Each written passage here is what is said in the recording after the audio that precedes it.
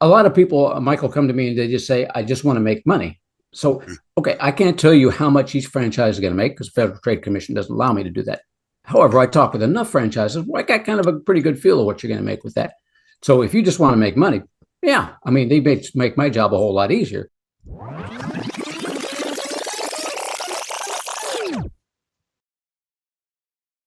Hey, everybody. Welcome back to another episode of the Richer Geek Podcast. Today, we have Greg Mohr, the author of Real Freedom. It's a book that explores franchising as a wealth building tool. We all need wealth building. It's one of the biggest things in time freedom. So we'll talk about how much time, how much effort, all these things that have to do with franchising. How you doing, Greg? Great, Michael. Another beautiful day in the neighborhood. Thank you for having me. Absolutely. So I always like to dig into a little bit about your background, how you got involved in franchises, and what was your aha moment that got you into this type of business. I appreciate that, Michael. I got my start way back in high school, actually. Back in my day when we were in high school, we had to get a job somewhere, and usually that's fast food. And I just happened to, for whatever reason, at the time, I think I knew the managers there from some other time.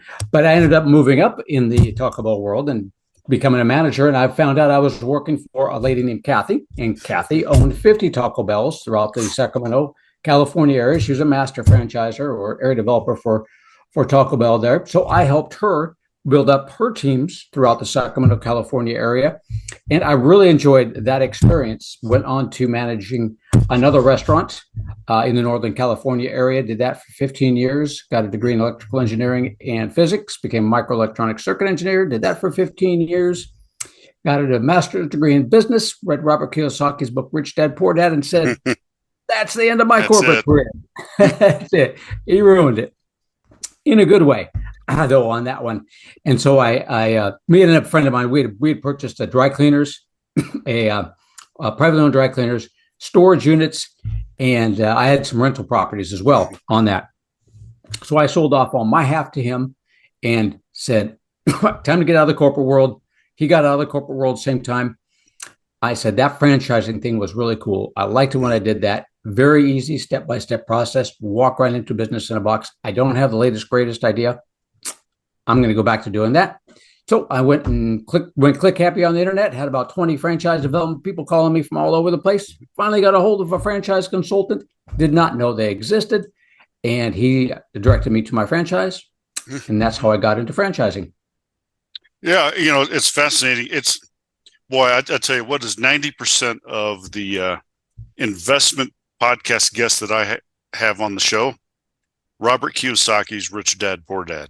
That was my aha moment back in the pre-Google days when I read that and started the same, getting into investments. So let's talk about the different types of franchises. Most people, you talk about Taco Bell at McDonald's, people know that, maybe Great Clips, and you have your regular nationally known franchises that are kind of like there's one in every town, right? And then you have some that are kind of trendy that kind of get in. I remember the Pure Bars and the Orange Theories, and some of the different ones that all of a sudden it's like, hey, let's do this. So talk about franchising, some of the different kinds, and then we'll kind of get into what you like and what you don't like. You got it, Michael. So yeah, what you're referring to there is the brick and mortar type franchise businesses. You and I driving around and everybody out there driving around, this is what we see. So brick and mortar, generally speaking, you're looking at $250,000, $300,000 investment on up from there, just depending on what you get into. Simple, you build it and they will come is a general theme. And with a great franchise system, who will have a real estate team that will go out there and find you that great location and do the lease negotiation with you as well. Good way to go. The other end of the spectrum is what we call the services industry. This is where your clients don't necessarily know you exist until they need you. So in that case, you need a really good franchise system to drive people to you when that need exists. Think of tutoring, think of senior care, home services, many different things in the home services business, electrical, plumbing, HVAC, restoration services. And there's lots of big companies that are out there that do that you may not have heard of because you just didn't need their services. And then you're looking at around $150,000 investment for one of those, give or take, depending on if you need any equipment. But you generally start off with either working from home or a small office. Okay, and then there's you even get in like e-commerce franchising, and you get into all these other different kinds where I own a franchise and it's all on the web. And I think that's kind of like the franchising 3.0, or something that will be. I heard of this one on Meta. The headset, you can get franchises that are in the Cloudverse or whatever it is. I mean, it's just absolutely crazy. Which ones do you tend to go after? What are the pros and cons of the brick and mortar? I know cost, right? I mean, you actually have a place. And then one is kind of like the e-commerce, where people most likely just kind of looking you up, Googling you, and you may or may not have a brick or mortar because you can do a franchise out of your home now. Which ones do you like? Do you like them both? What do you gear yourself towards? What do I personally like? I personally like a chocolate shop or a doggy daycare center because I happen to love chocolate and I happen to love dogs on that. So that's my favorite. If I was going to do one, but I live out in the middle of nowhere, so I can't have one out here. But if I was to do one, that's what I would do. That's what I like. What my people like is varies all over the place. So what I've been seeing lately here is, when I first started 10 years ago, a lot of it was the brick and mortar type franchises. But as time went on, I find that a lot of people are not willing to necessarily put up that kind of an investment, especially on their first go out for it. And with the services industry, it's a lot less of an investment, and it doesn't make a difference too much for the most part, what you invest in brick and mortar versus services, as far as how much money you can make. So with the COVID that went on, people are kind of really steering away then at that point in time from the brick and mortar, and they're looking for more of the essential services type franchises. So what kind of business, no matter what the economy is doing out there, no matter what's going on, do people have to have on a regular basis? Your HVAC, your heating and air conditioning. If that's broke, man, we're fixing it. Michael's over there in Arizona. If there's AC goes out, that's it. And I lived in Texas for 20 years. Boy, yeah, that AC went out. You're going to do that no matter what. Yep. Plumbing, electrical, restoration services, senior care services, tutoring was real huge.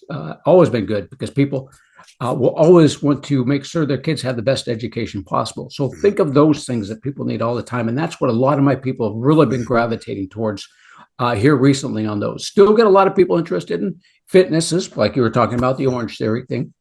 There's still some good fitnesses out there. Most of them are like the Orange Theory, the more boutique fitness, as opposed to people are kind of staying away from those big box gyms, and they want something that's more one-on-one or one with a small group on that. So still plenty of interest there, but mostly the essential services are what people are looking for these days. Now, my wife was looking at a franchise at one point, and it was kind of like that dog. It was a spa. And you wash them, clip them, watch them, all these different, it's like a human spa.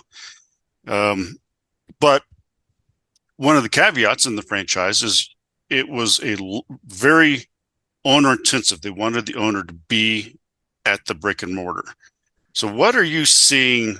And she didn't do it because she's like, well, I don't want to go to a place. I want to own it and then have everyone do something, hire people to do it. What are you seeing and challenges that you're seeing? So some of the franchises, it's, maybe the person, he was an HVAC tech and he wants to own his franchise and he'll be the one doing it. But what are you seeing with the differences or the percentages of, hey, you got to be part of it, maybe even just for 1 year. But how intensive is it or the difference between someone who just wants to own the franchise without actually working in the franchise, and then the people that are saying, hey, you know what, I have a trade and I just want to own my own thing?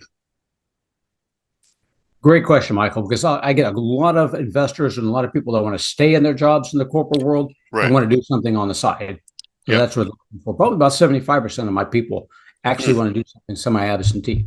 So within the franchising world, there are, as Michael just said, there are many franchises out there that want you to be that owner is not doing anything else, just being in that shop or doing whatever it is. There's also many franchises where you can be semi-absentee. So what it really boils down to is, what does semi-absentee really mean? Generally speaking, 10 to 15 hours a week managing the manager, managing the profit and loss statements. What I tell people when I put them in there, when I look for franchises that say, yes, you can be semi-absentee on there, I tell them to talk with the people who started it as semi-absentee to begin with, and find out, what does that semi-absentee really mean on putting the boots to the ground type of thing. Because yes, starting out a business, you've got to be a little bit risk adverse because it's going to be risky, and you have a manager doing it for you just a little bit because you're not there doing that. It's going to come down to your management skill and style, but really understand what that business is all about, and the fact that you need to find a great manager to begin with. And some of the franchises will want to approve that manager as well, be semi-absentee on that. But just keep that in mind. Any brick and mortar, almost any industry that I can think of has the opportunity for you to be semi-absentee.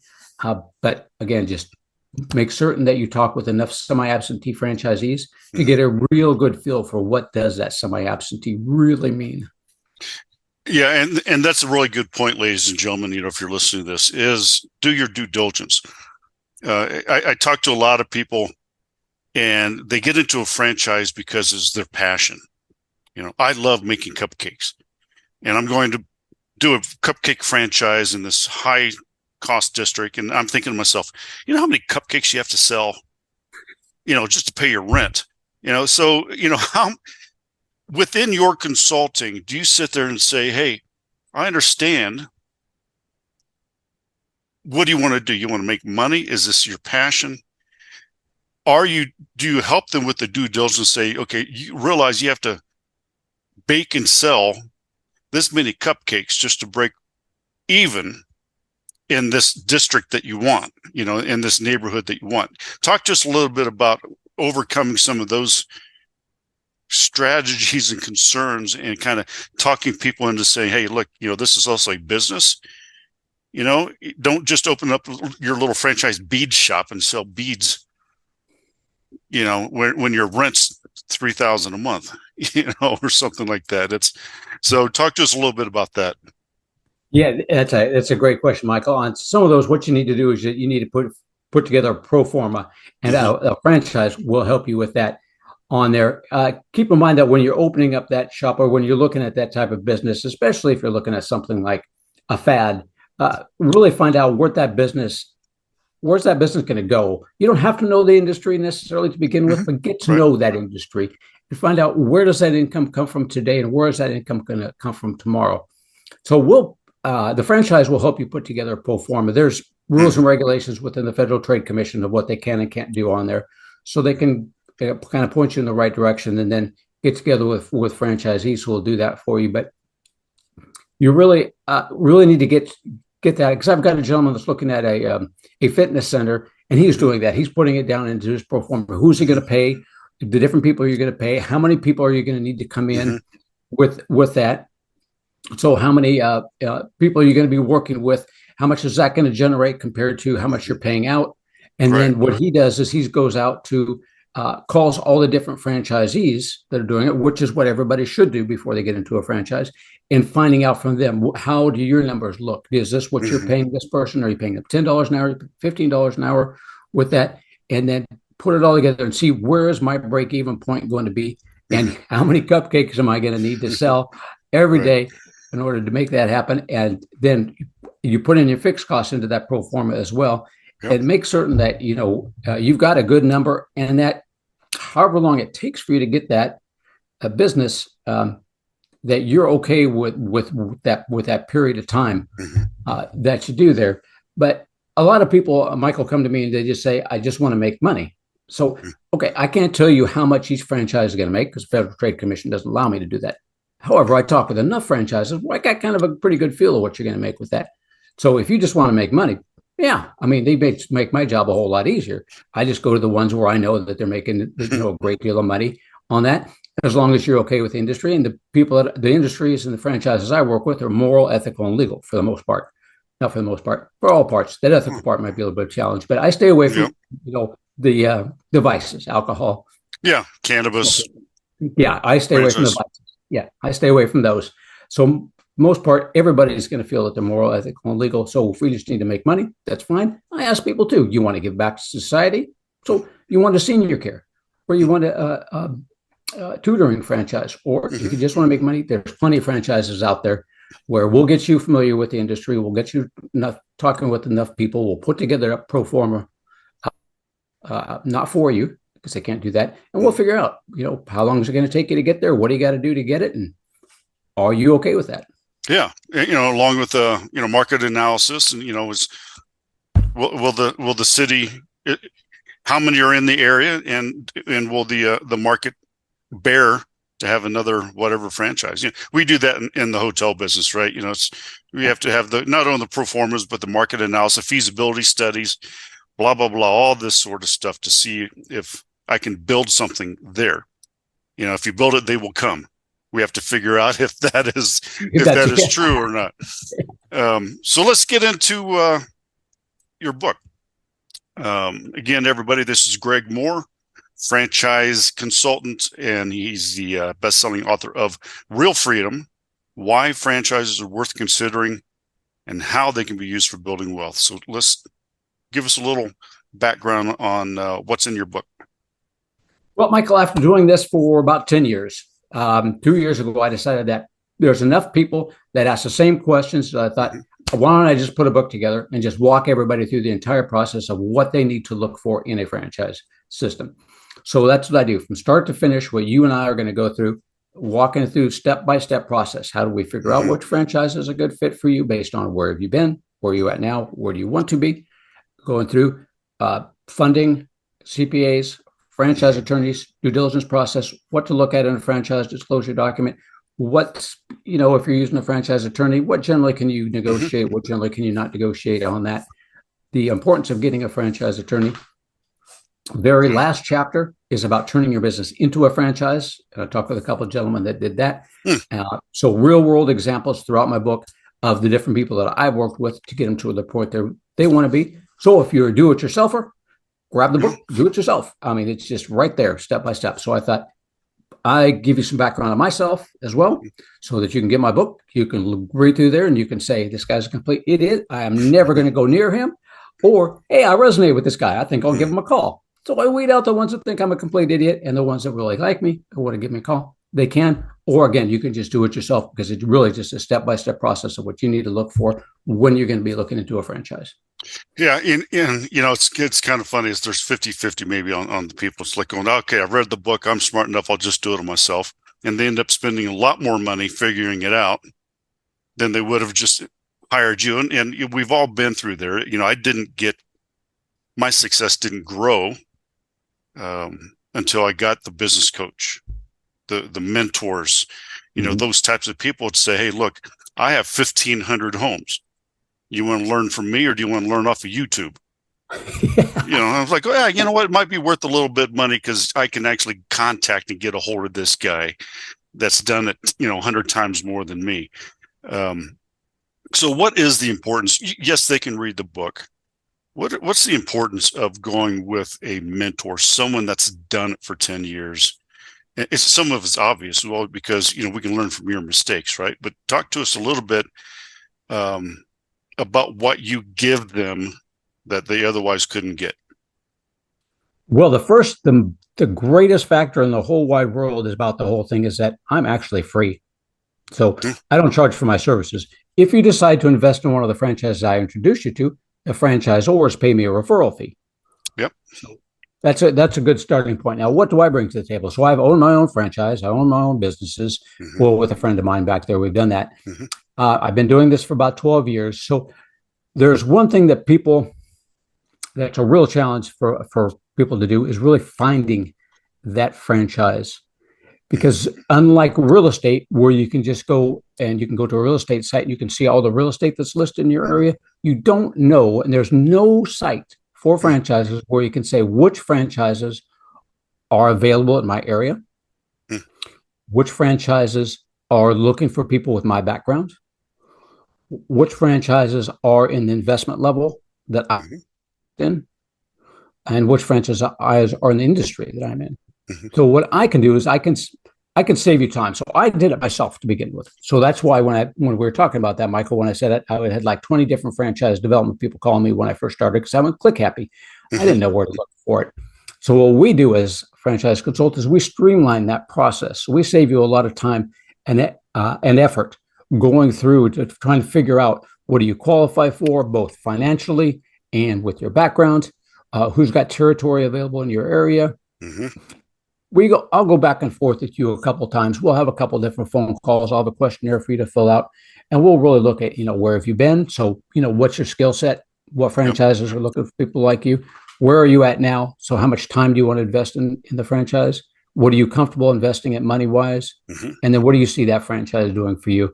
So I'm like a Match.com and Realtor.com all kind of rolled into one, putting people together. So we save people a whole lot of time and hassle. And then I stay with you through the entire process as we're going through that. Not only do I find franchises for you, but then as you're going through that due diligence process of investigating it, I make certain you're getting the answers to the questions that you want answered. I give you a list of questions for franchisors, for franchisees. You'll have a list of your own, but I'll give you a whole bunch so that I make certain you cover all your bases. So by the end of the time that you're through with me, you really know what you're getting yourself into, and you're okay with it. And the franchise attorney, again, will do the same thing when they go through your franchise agreement. I've got a few different franchise attorneys, a few different CPAs, a few different funding people to help with that. So you'll know if either franchising is not for you or it's exactly right for me, and I know which one it is, but you'll know that by the time you get through with me. What are some of the risks that you tell people while they're getting saying, it's like, okay, if you do it on your own, these are the things that you really have to watch out for, some gotchas that you've learned over the times? Well, running that dry cleaner business, we didn't know what to do with the excess chemicals after we're through doing them. Some of the things we forgot to ask the guy, can we just dump them down the drain, or is the city going to get a little upset about that? So we had to research some of that stuff. And then you had to look at, okay, so where do I get the best equipment from? Where do I get the best deal for replacement parts? Who are the best service people to service that equipment? How do I get different accounts? How do I get bigger accounts rather than just people stopping by because I built it and they will come? When they see me and they stop by. How do I get those bigger accounts where people use uniforms all the time? How do I talk to them? How do I market to them? Who do I contact? With that, those are all the things that the franchise has already done that we did. I didn't know anything about dry cleaning. Shoot, we're engineers. I was a restaurant manager before that. So, dry cleaning is just like the storage units are pretty easy. Storage unit, you just advertise. Got space. You want it? Right over here. Full storage. That was easy. Dry cleaner, that was a little bit more of a challenge. So those are the things that are gotchas when you get into the business, a private business on your own, that you don't always think about. And these little things will pop up along the way as you're going through that. If I have to replace a machine, who's got the best deal for it? Or, if you're in a franchise, they have national accounts. So they've got people that you can get the business from right away. You just call the franchisor if you don't know, because you never wonder in a franchise what to do next. You just call the franchise or call another franchisee and they'll, so-and-so, I'll get him out to you. I use him all the time. He's a great guy, great girl. Get him out. Yep. Those are the gotchas. Let's talk about horizontal versus vertical growth. Once you've got it, tell us about the difference between that and some of the challenges. I saw it was a donut shop franchise, and this person opened up, I don't even, maybe a dozen. And within a couple of years, they're down to 2 again. Grew too fast. And but that's another question. But, horizontal versus vertical growth. Talk to us a little bit about that. Horizontal growth, what we're looking at there, Michael, is that you're taking the one franchise and you want to take over a huge territory on that. So with the service industry, it's going to be a little bit easier than if you mortar, like you were just mentioning, the donut shop. So with a donut shop or with a brick and mortar, if you take over a larger area, you're generally not going to be servicing that entire area because you have to build out a new location for them to come to, because your territory is generally going to be in a mile radius, because so people won't necessarily go too far to get that donut if there's another donut shop close. And it's a little bit more of an expense as well when you're looking at the brick and mortar and you look at that horizontal. But horizontal growth is where you have the same franchise and you just take over the larger territory. Service industry, it's a little bit easier because then you're just sending your people out to a larger area. So you got a larger area to service. So pretty much you can have one office or one location, and then you pick up 3 territories. You people are just driving out a little bit further each time. That's a little bit easier. With vertical growth, you're looking at that one same territory. And let's take the home services that we talked about earlier, for instance. You might start off with outside with their lawn service on that for this one territory in there. Now you want to do the vertical growth. Okay, you might step inside the house at that point in time and then start doing their maid service at that, cleaning their windows, HVAC systems, plumbing, electrical, roofing, regular general handyman services. So now you're not marketing to anybody else. You're still marketing to that one group, same group of people, but essentially you own the home with that. Anything that homeowner needs, you've got an answer for. So that's the ones with the vertical growth. And many different franchise groups have different franchises in their system. Neighborly Group has 20 different franchises. That's a good example. The largest home services franchise in the U.S. Authority Brands, they have many different franchises in their group. Happiness Brands, again, many different franchises within that group, so you can grow vertically. Yeah. And I mean, there are some really big, large ones out there. Let's talk about finance. One of the great things about owning a small business is that you get to deal with the SBA. I do that also with the hotels. You get, I'm eligible for SBA loans. Talk to us a little bit about how we can use, because a lot of people think it's like, I'll never get a bank loan. Or my bank won't give me a loan, and they don't even think about the SBA. So tell us a little bit about financing franchises. Funding a franchise is very simple. There's 2 different ways to do it: your money, other people's money. So let's go over what Michael was referring to with the SBA. I have many different people that fund franchises on a regular basis. So funding a franchise is actually very simple. They've got a proven track record of success, which is what the funding people I have, they love. And the funding partners that they use just love. So what we're really going to look at is your credit score, your credit background. As long as you have good credit, if you get into a service industry franchise, you'll probably get an express loan, put down about $20,000. You'll get about $150,000, $200,000 from them. They'll just drop it in your bank. If you're looking at a brick and mortar, you're probably going to use a 7A loan. So you're probably going to be putting down about 20%.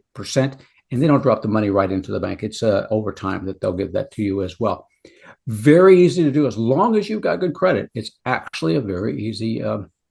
Well, I say it's easy. It's easy for me, but the people that are doing it have a lot of paperwork to fill out, as you probably will. Michael. There is a good deal of paperwork. Crazy. On that. So it's easy from the point that you can get it. It can get done, as long as you're okay with the paperwork on that. The other end of the spectrum there is using your own money. So how do you do that? You generally do that with a rollover, a self-directed rollover, 401k, RIA funds, 401k fund from a previous employer that you have. You can't use the one that you're working with now. You can do that. That's what I did to start my business. Personal decision, definitely personal decision on this, because you're using your retirement funds on that. I bet it on myself. I said, I think I could do it. So you basically create a C corporation, create a checking account for your C corporation. And then they call that a self-directed 401k because you can put that into a self-directed fund. You can buy any stock in any company that has stock, and C corporations have stock. So now you have a C corporation. Now you've got stock. So you buy stock. We have people that do that for you. It sounds complicated. It probably is. But my people that I worked with personally, and that I have other people work with, can make certain that you're compliant with the IRS on that, and we'll do that process for you. It costs $5,000 generally to do, upfront fee, and then it costs a couple $100 a month to keep you in compliance with that. And then you have to have your stocks evaluated once a year, which is generally around $750 to get that done. Other fees associated with it. A lot of good benefits to it. Once I built too much money into my C Corp account, and I can still put some money into that, into the 401k. But once I built too much into it, I just bought the stocks back and converted to an LLC. So I didn't pay any taxes on the sale of the stocks. However, you're going to be taxed on the income that's coming in because you're a C corporation, and then you're going to be taxed again when you pay yourself to Right. as an employee on there. So keep that in mind. You have that double taxation that people worry about. But if you don't necessarily need a lot of money, I didn't necessarily need a lot of money. It worked out pretty good. Again, my people will go over that with you, and I've got plenty of people that will go over that with you. So good and bad points about both ways. But I didn't go into debt. That's one thing. I didn't go into debt. I didn't want to go into debt. So that was the plan. Yeah. Yeah, that would be nice. Greg, it's been a pleasure having you on the podcast. How can people find you if they're interested? You can go to my website, franchisemaven.com. That's franchise, MAV as in Victor, EN.com. Email me at greg@franchisemaven.com, or just pick up the phone and give me a call at 361-772-6401. Great. Ladies and gentlemen, Greg Mohr, Franchise Maven, and the book about real freedom. Greg, it's been a pleasure. Thank you for coming on the Richer Geek Podcast. Thank you for having me, Michael. I appreciate it. It's been an honor.